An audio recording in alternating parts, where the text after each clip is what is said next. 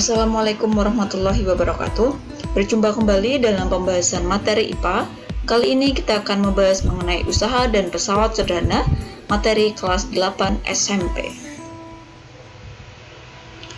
Baik, kompetensi dasar pada materi kelas 8 ini yang pertama adalah 3.3, menjelaskan konsep usaha, pesawat sederhana, dan penerapannya dalam kehidupan sehari-hari, serta hubungannya dengan kerja otot pada struktur rangka manusia. Dan 4.3, menyajikan hasil penyelidikan atau pemecahan masalah tentang manfaat penggunaan pesawat sederhana dalam kehidupan sehari-hari. Lalu, setelah melihat KD atau kompetensi dasar tersebut, kira-kira kemampuan apa yang harus dikuasai oleh peserta didik dan materi apa yang termuat dalam kompetensi dasar tersebut? Nah, kita lihat dalam tabel berikut. Untuk kompetensi dasar pengetahuan yaitu 3.3, kemampuan yang diharapkan yaitu menjelaskan, dan materi yang diharapkan ingin dipahami oleh peserta didik adalah usaha, pesawat sederhana, kegunaan pesawat sederhana, serta kerja otot. Sedangkan untuk KD keterampilan yaitu 4.3, kemampuan yang diharapkan yaitu menyajikan data, menyelidiki, serta memecahkan masalah. Materi yang ingin disajikan atau dipelajari yaitu manfaat penggunaan pesawat sederhana dalam kehidupan sehari-hari. Usaha. Dalam materi kali ini, pada materi usaha, perpaduan atau integrasi antara materi biologi, fisika, dan kimia belum begitu nampak. Ya, dari materi fisika yang disajikan yaitu usaha dan juga daya. Sedangkan untuk pembahasan terkait pesawat sederhana, ada biologi yaitu koordinasi otot dan tulang memiliki kesesuaian dengan prinsip pesawat sederhana, sedangkan pada fisika yaitu pembahasan terkait dengan katrol, kemudian keuntungan mekanis, roda berporos, bidang miring, dan juga pengungkit. Baik, nah ketika kita sedang melihat gambar ini, apa yang ada di benak kalian? Apakah kalian mengatakan bahwa orang ini sedang melakukan usaha atau work?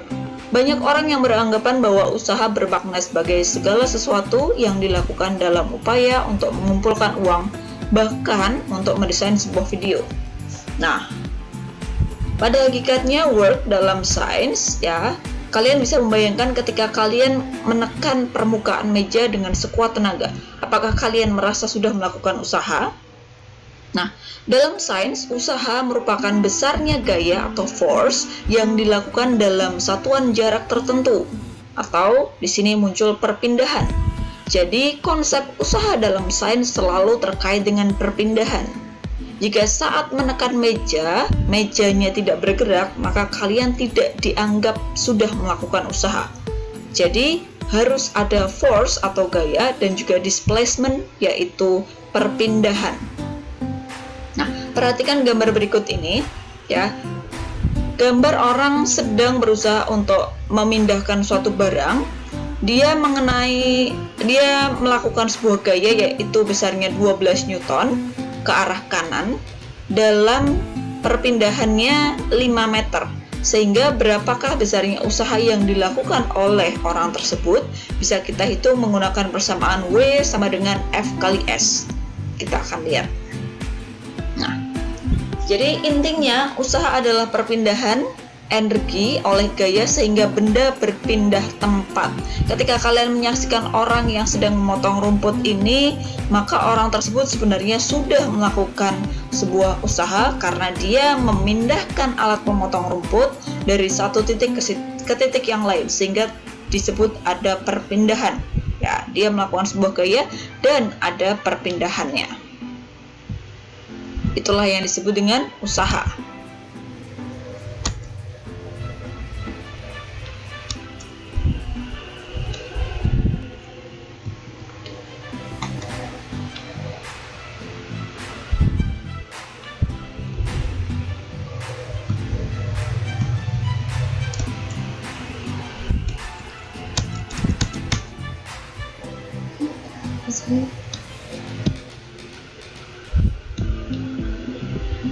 Oke, kita akan lihat contoh persoalannya. Ya, you push a refrigerator with a horizontal force of 100 Newton. If you move the refrigerator a distance of 5 meters while you are pushing, how much work do you do? Jadi kita bisa artikan ketika kamu menekan atau mendorong refrigerator atau kulkas dengan gaya horizontal sebesar 100 Newton, jika kulkas tersebut berpindah dalam jarak 5 meter, ketika kamu menekan atau mendorongnya, berapakah work atau usaha yang kamu lakukan?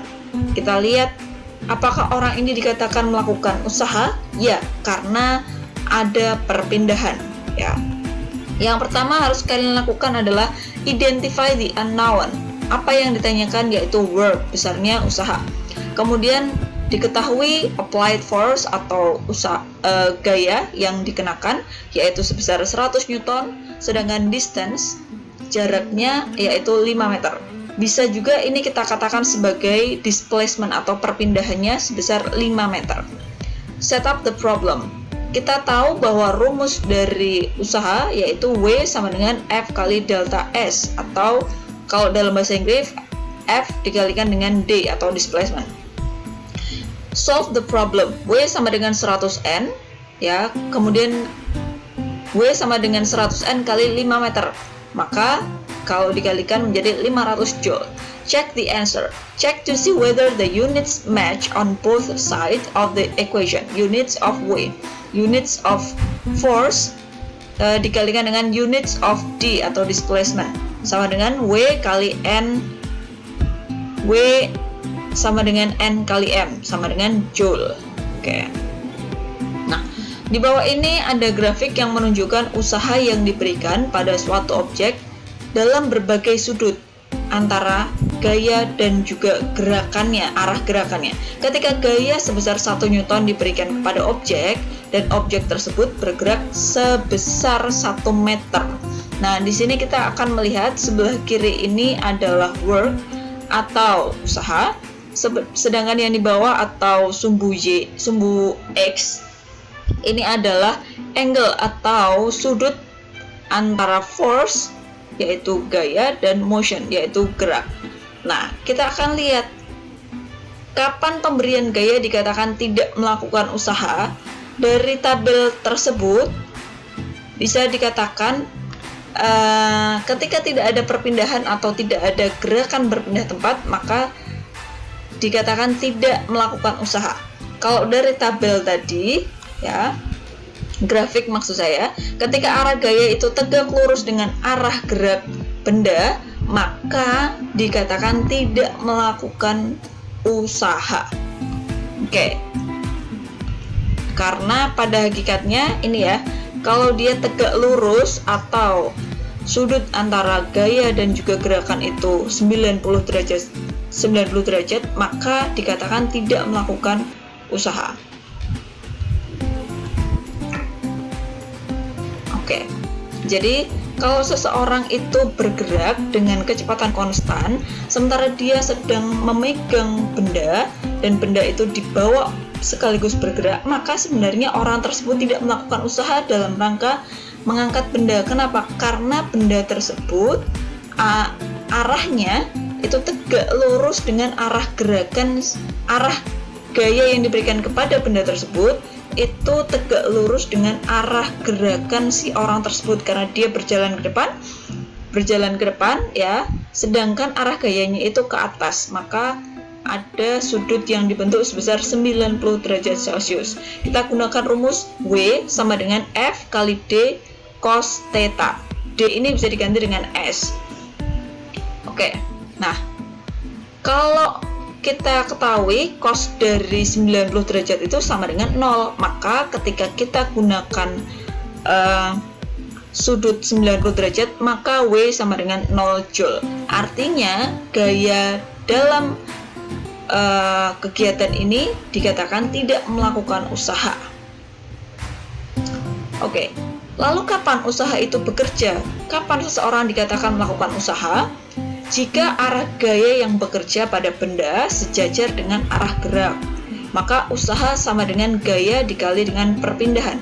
Kalau orang tersebut melakukan suatu gaya, kemudian arah gerak dan arah gaya yang diberikan itu sejajar, maka dikatakan melakukan sebuah usaha.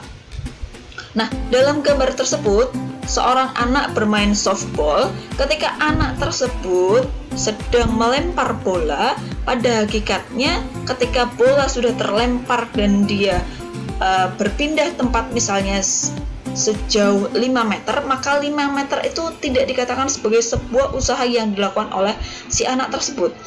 Ya, si anak hanya bisa dikatakan melakukan usaha kalau bola tersebut masih dalam genggamannya, artinya masih dia pegang. Kalau dia sudah melemparkannya, maka tidak dikatakan dia melakukan usaha terhadap bola tersebut. Oke. Selanjutnya kita akan bicara tentang simple machine atau pesawat sederhana. Apa sih pesawat sederhana itu? Ya, kalau kita bicara tentang machine, ya, machine is a device that changes the force or increases the motion from work. Jadi intinya mesin adalah alat yang mengubah gaya atau meningkatkan gerak dari suatu usaha. Oke. A simple machine. Jadi ada dua tipe dari mesin ini. Yang pertama adalah simple machine, yang kedua nanti ada compound machine. Simple machine is a machine that does work with only one movement of the machine. There are 6 types of simple machine: lever, pulley, wheel, and axle, inclined plane, screw, and wedge. The pulley and the wheel and axle are modified levers, and the screw and the wedge are modified inclined planes. Ya, jadi intinya pesawat sederhana itu adalah mesin yang bekerja hanya pada satu gerakan mesin. Secara garis besar terdapat 6 macam pesawat sederhana. Ada pengungkit atau lever tadi, roda bergandar atau wheel and axle, bisa juga disebut sebagai roda berporos, inclined plane yaitu bidang miring, screw, skrup, dan wedge yaitu baji. The pulley and the wheel and axle are modified levers. Pulley itu adalah di sini kita belum tuliskan, pulley itu adalah katrol ya. Katrol dan juga roda bergandar itu merupakan hasil modifikasi dari lever atau pengungkit. Sedangkan skrup dan juga baji merupakan contoh modifikasi dari inclined planes atau bidang miring. Nah, bagaimanakah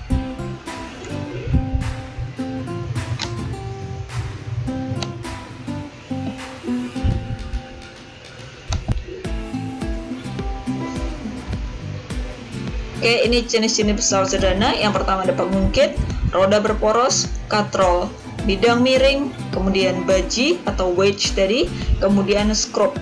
Nah, lalu bagaimana caranya pesawat sederhana bekerja dalam mempermudah melakukan usaha? Yang pertama tentu saja dengan meningkatkan kecepatan. Yang kedua dengan mengubah arah gaya yang bekerja, serta yang ketiga yaitu meningkatkan gaya. Dengan meningkatkan kecepatan, seseorang bisa berpindah tempat dalam waktu yang lebih cepat dengan gaya yang lebih kecil. Sedangkan dengan merubah arah gaya yang bekerja, ini contohnya adalah baji. Ketika kita menggunakan kapak untuk memotong misalnya kayu, sebenarnya arah gaya yang dikenakan kepada kayu tersebut arahnya ke bawah, gitu kan. Tapi ketika dia sudah masuk ke dalam kayu, maka arah gayanya bisa ke kanan dan juga ke kiri sehingga si kayu tersebut terbelah. Kemudian dengan cara meningkatkan gaya, contohnya adalah penggunaan dongkrak mobil. Dongkrak mobil meningkatkan gaya jika dibandingkan mengangkat mobil dengan tangan. Jadi akan lebih mudah menggunakan dongkrak dibandingkan kalian mengangkat mobil tersebut dengan tangan. Oke. Keuntungan mekanik atau mechanical advantage dari pesawat sederhana. Keuntungan mekanik adalah rasio antara gaya yang bekerja atau output pada beban dengan gaya yang dikerjakan atau input pada lengan kuasa. Nah, dengan rumus yaitu Km sama dengan FB per FK, yaitu dengan KM atau keuntungan mekanis, FB adalah gaya yang bekerja pada beban, dan juga FK yaitu gaya yang bekerja pada kuasa dengan satuan Newton. Jenis dari pesawat sederhana yang pertama yaitu pengungkit atau lever. Pengungkit adalah pesawat sederhana yang dibuat dari sebatang benda yang keras seperti balok kayu, batang bambu, batang logam yang kemudian digunakan untuk mengangkat atau mencongkel benda. Pengungkit juga dapat digunakan untuk memudahkan usaha dengan cara menggandakan gaya kuasa dan mengubah arah dari gaya. Contohnya ada gunting, linggis, jungkat-jungkit, pembuka botol, pemecah biji kenari, sekop, kemudian koper, pinset, dan juga masih banyak lagi. Dan ada gunting, kemudian jungkat-jungkit, dan juga pembuka tutup botol. Nah, kalau kita bicara tentang pengungkit, maka ada 3 titik yang ada dalam pengungkit. Yang pertama adalah titik tumpu, kemudian titik beban, dan juga kuasa. Pada titik tumpu, maka beban tersebut ditumpu. Kalau dalam bahasa Inggris namanya fulcrum atau F. Kemudian beban itu adalah load, biasa disimbolkan dengan L. Sementara kuasa itu biasa disebut dengan effort atau disimbolkan dengan E. Nah, persamaan yang berlaku pada pengungkit atau tuas yaitu FB dikalikan dengan LB sama dengan FK dikalikan dengan LK. Sedangkan keuntungan mekanik pada pengungkit yaitu KM sama dengan W per F sama dengan FB per FK sama dengan LK per LB. W itu adalah besarnya gaya yang bekerja pada beban, sedangkan F adalah besarnya gaya yang bekerja pada titik kuasa. Keterangannya KM adalah keuntungan mekanis, W gaya yang bekerja pada benda atau beban, F gaya yang bekerja pada kuasa, FB sama dengan W sebenarnya gaya yang bekerja pada beban, FK sama dengan F gaya bekerja pada kuasa, LK itu adalah panjang lengan kuasa, sementara LB adalah panjang dari lengan beban. Jenis-jenis pengungkit. Yang pertama, ya, kita bisa lihat seperti yang saya katakan tadi, pengungkit jenis pertama di mana titik tumpu ada di antara titik kuasa dan juga titik beban. Contohnya adalah gunting. Seperti kita lihat gunting di sini di tengah ini adalah F fulcrum atau titik tumpu. Di antara titik tumpu titik tumpu berada di antara titik kuasa atau E dan juga L atau titik beban, load. Kemudian pengungkit jenis kedua. Nah, jenis yang kedua ini yang berada di tengah adalah load atau beban. Jadi, titik beban berada di antara titik kuasa dan juga titik tumpu, ya.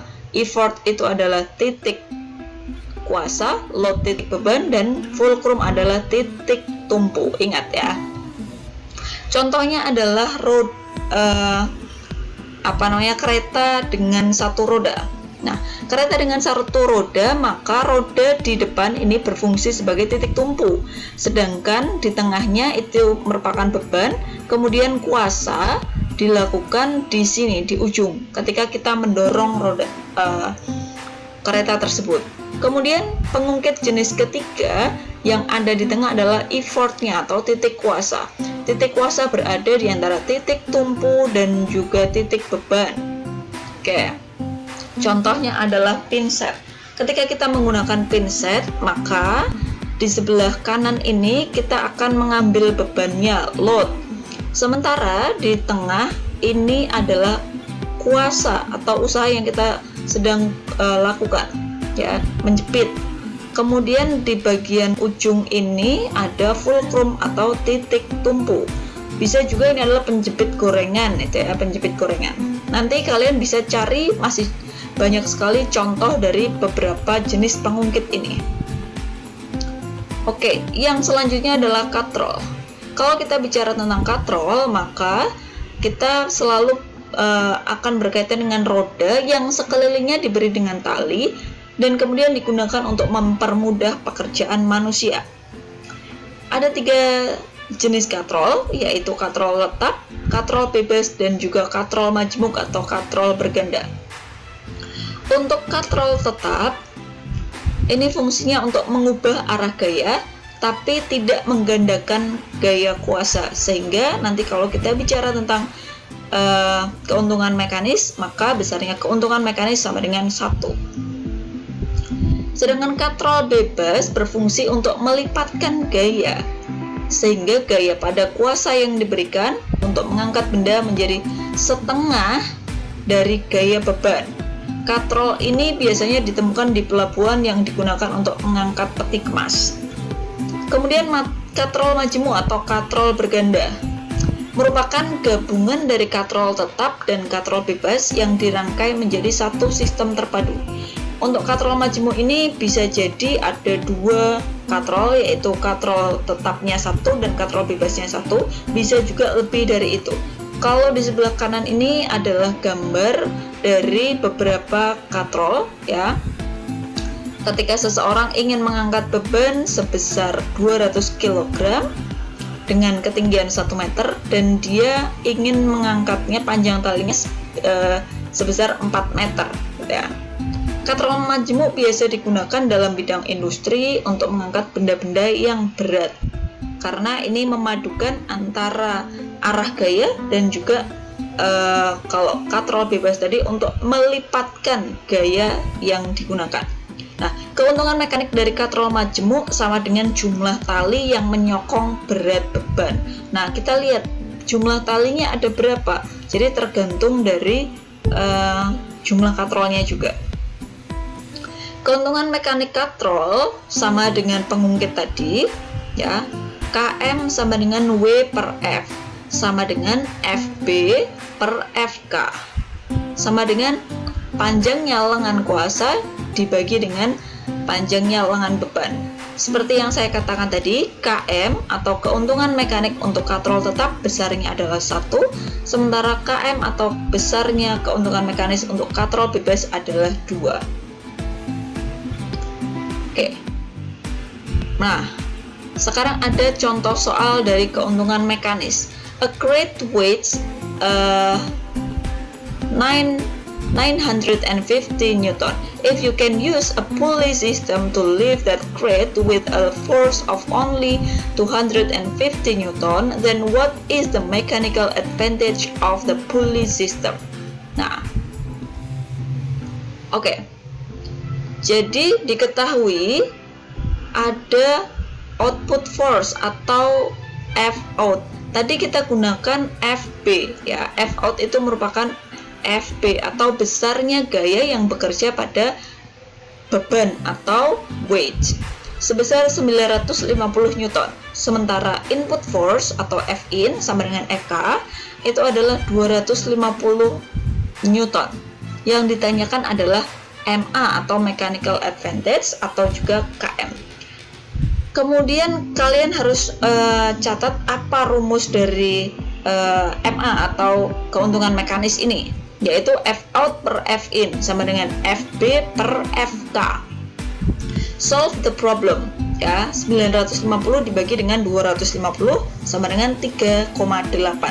Tidak ada satuan untuk keuntungan mekanis karena besarnya gaya dibagi dengan besarnya gaya, Newton dibagi dengan Newton, maka satuannya hilang.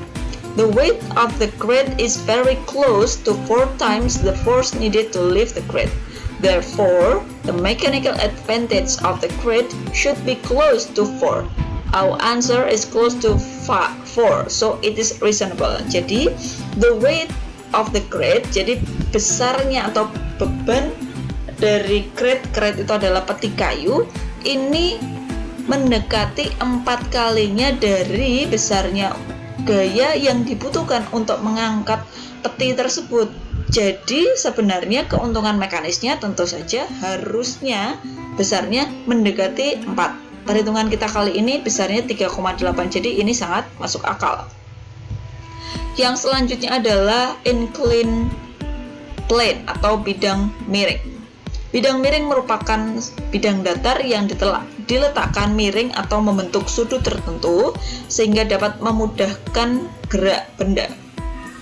Bidang miring mampu untuk mengubah gaya dan jarak, misalkan ketika memindahkan objek ke tempat yang lebih tinggi.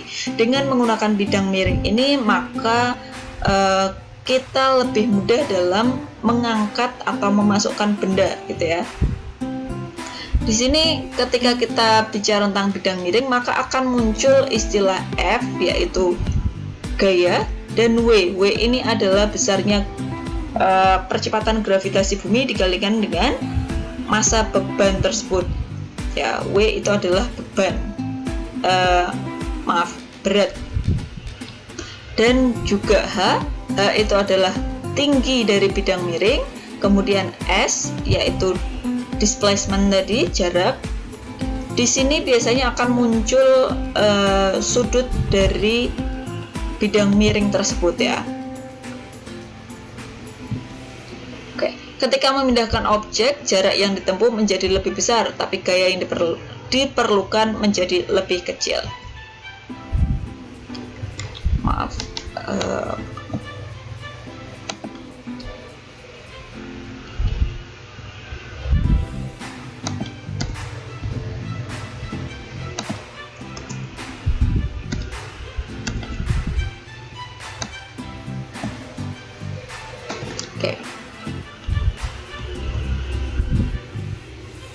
Contoh dari bidang miring selain tangga adalah sekrup dan juga pisau.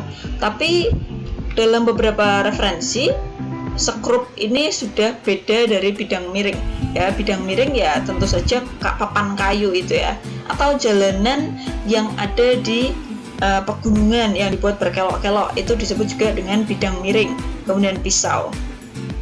Baji tadi juga merupakan modifikasi dari bidang miring ya.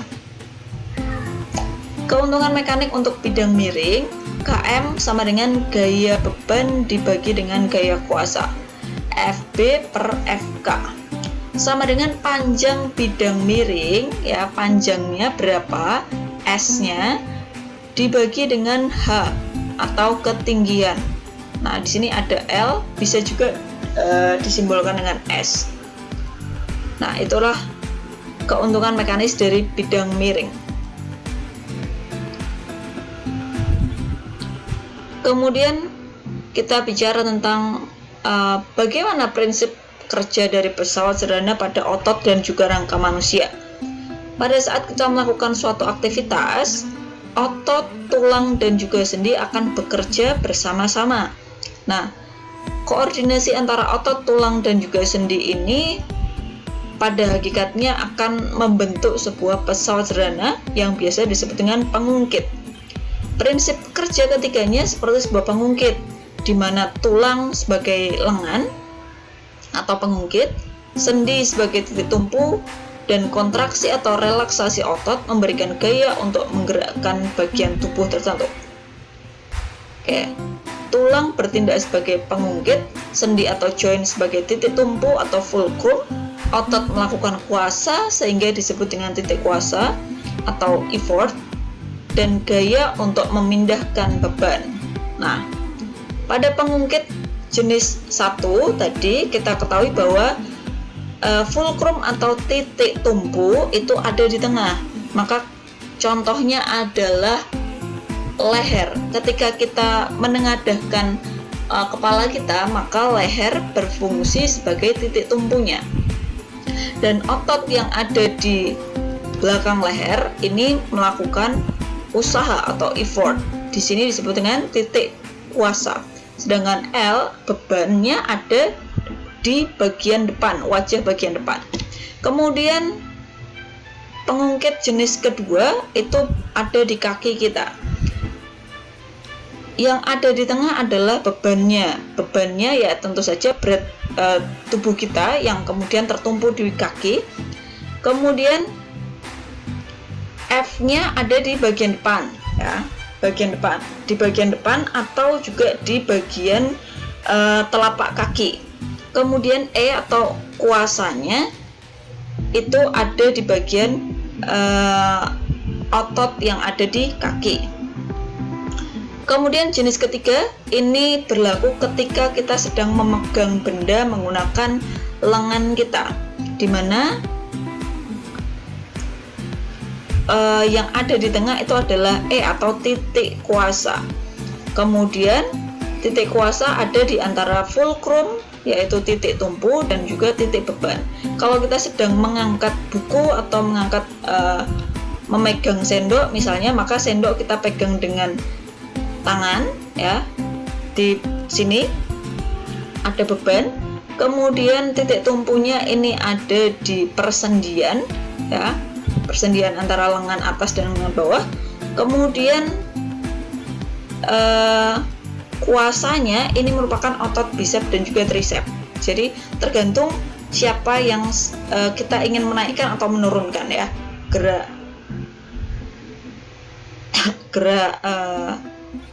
rangka. Oke. Nah, di sini ada gerakan seorang binaragawan yang melakukan fitness dengan menarik beban dalam seated row machine atau mesin seated row. Atlet ini sebenarnya sedang menggerakkan bersama-sama otot-otot yang ada di lengannya sebelah sini ya, yaitu tricep dan bicep. Kemudian dia juga ingin menggerakkan otot punggung serta lengan. Jadi ada koordinasi sehingga ketika binaragawan tersebut menggunakan mesin seated row ini diharapkan dia bisa memperbaiki postur tubuhnya. Oke, di sini ada beberapa pertanyaan nanti akan saya berikan di Moodle. Silakan untuk dijawab ya, ada practice problems. Nah, ada 6 pertanyaan. Baik, mungkin cukup itu saja penjelasan dari saya untuk hari ini. Kurang lebihnya mohon maaf. Wassalamualaikum warahmatullahi wabarakatuh.